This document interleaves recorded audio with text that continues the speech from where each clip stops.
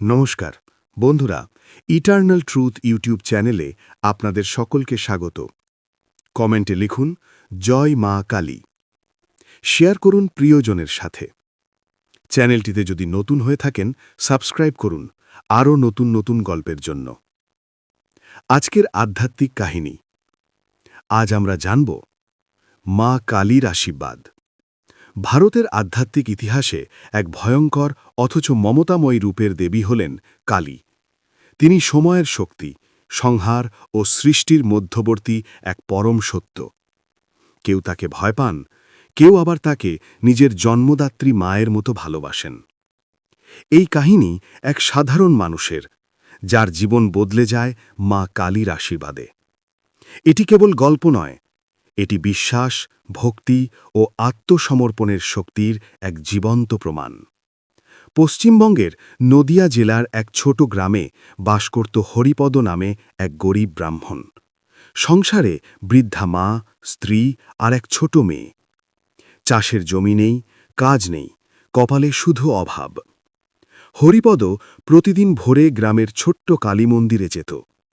মন্দিরটি ছিল বহু পুরনো, মাটির দেওয়াল, খড়ের ছাউনি। ভিতরে মা কালীর একটি কালো পাথরের মূর্তি।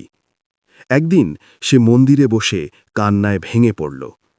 মা, আমি আর পারছি না, তুমি যদি সত্যিই মা হও তবে আমার দিকে একবার তাকাও। সেদিন সন্ধ্যায় অদ্ভুত এক ঘটনা ঘটল। সেই রাতে হরিপদ স্বপ্ন দেখল। চারিদিক ঘন অন্ধকার। হঠাৎ সেই অন্ধকার চিরে বেরিয়ে এলেন এক ভয়ঙ্কর রূপিণী দেবী।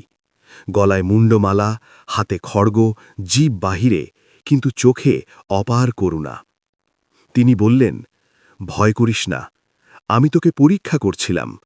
কাল ভোরে নদীর ধারে যা, তোর জন্য যা নির্দিষ্ট আছে তা পেয়ে যাবি। হরিপদ ঘুম ভেঙে ঘেমে উঠল। মনে মনে বুঝল, এ মা কালীর কৃপা। ভোরে নদীর ধারে গিয়ে সে দেখতে পেল একটি ছোট লাল কাপড়ে মোড়া পুঁটলি। খুলে দেখল ভেতরে একটি শালগ্রাম শিলা ও কিছু স্বর্ণমুদ্রা। হরিপদ স্তম্ভিত।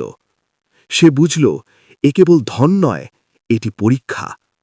সে ভাবল, এই টাকা কি নিজের জন্য রাখব না মায়ের সেবায় ব্যবহার করব। অনেক চিন্তার পর সে সিদ্ধান্ত নিল, প্রথমে মন্দিরটি সংস্কার করবে। গ্রামের ধনী লোকেরা বলল, হরিপদ নিশ্চয়ই চুরি করেছে। কেউ বিশ্বাস করল না যে মা কালী তাকে আশীর্বাদ দিয়েছেন। কিন্তু হরিপদ নীরবে কাজ করতে লাগল। মন্দিরে নতুন ইটের দেওয়াল, টিনের ছাউনি, প্রতিদিন প্রদীপ জ্বলতে লাগল।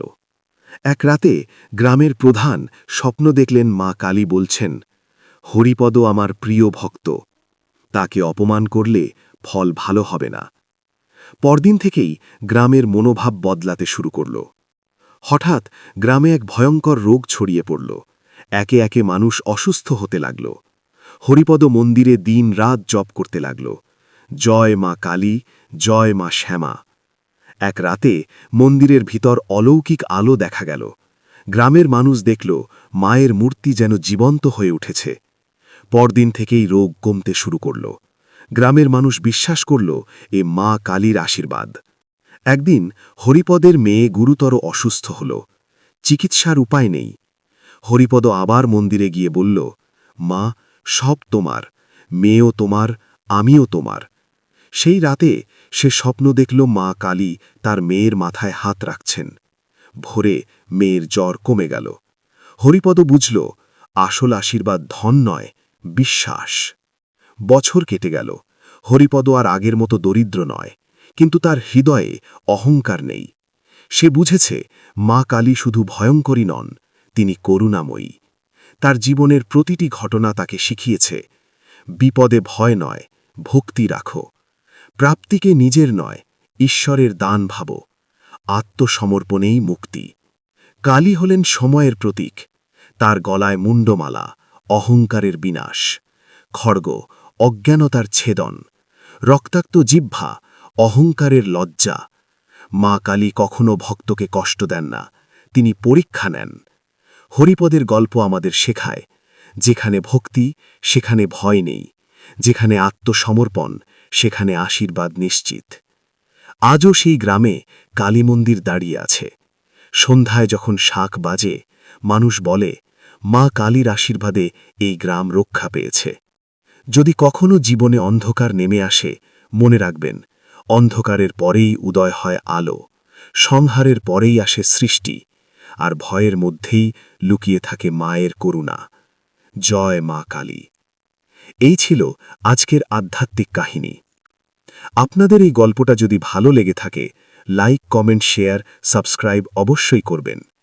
পুরো গল্পটা শোনার জন্য ধন্যবাদ।